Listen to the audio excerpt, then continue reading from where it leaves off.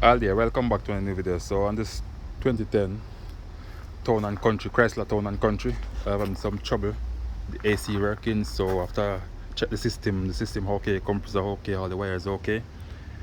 The compressor won't chip in, so I'm going to show you what you can do, what you can check for to see what will happen. So after I go underneath the dashboard on the passenger side, and I get my light and I remove this guard right here, this piece of cover, and when I check I notice let me turn on the light, sorry guys. I notice this wire right here, I think this for the temperature, is plugged out. So after I plug it in, I notice the AC start to work.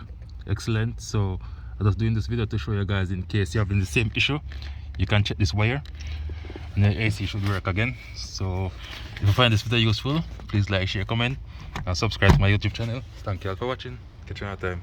Bye.